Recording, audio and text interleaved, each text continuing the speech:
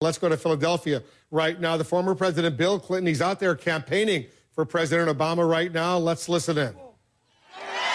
So, then he repeated the charge. Oh, but this time he made it juicier. He said, because Chrysler is owned by Fiat, or has a dominant position, his last charge was, the president is secretly working with the Italians to move jobs to China.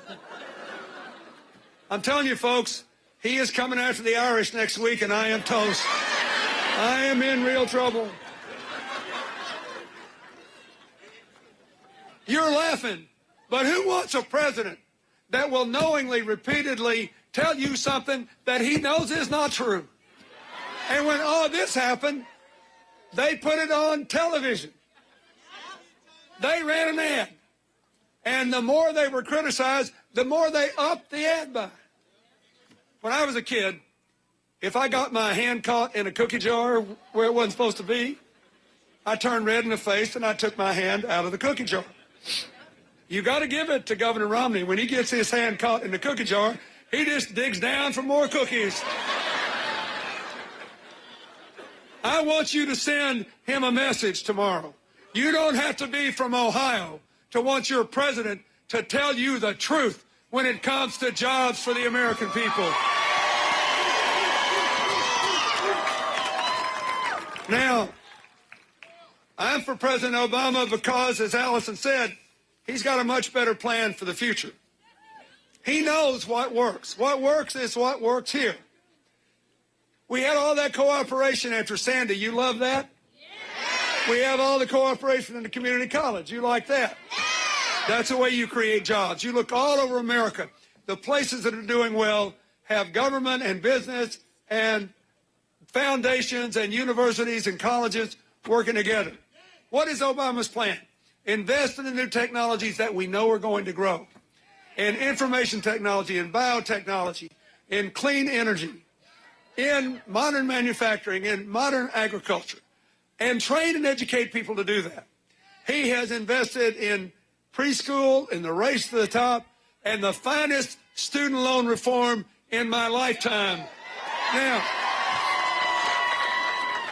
next year, if the president is reelected, here's what's going to happen for everybody. You can say when you make it happen. Because I want you to know what's at stake here. The good news is we still rank near the top in the world in the percentage of our young people going on to college.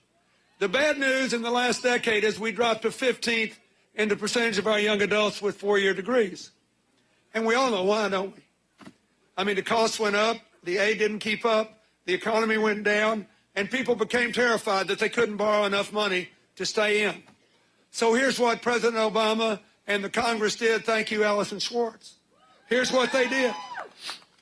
They changed the old system where we paid the banks a fee and guaranteed their loans at higher interest rates to a new system in which every college in America that participates in this program certifies the students. They get the loan at lower interest rates, and then this is the most important thing of all. They have, starting next year, every single student in the United States of America will have the absolute right to pay those loans back at a low fixed percent of their income for up to 20 years. Now,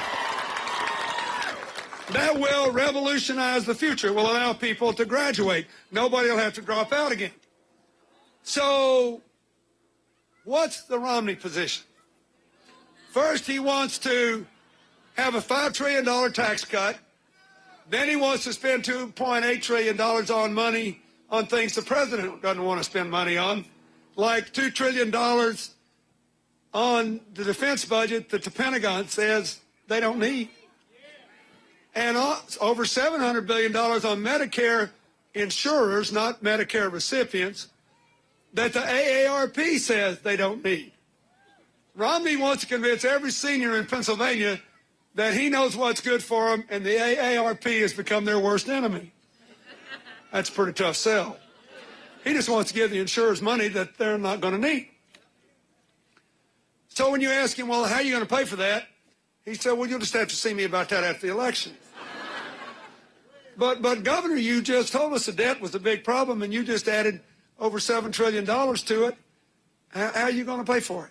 We do know some things. He has made a commitment to cut investments in all those things I mentioned, in research and development, in biotechnology, in information technology, in clean energy.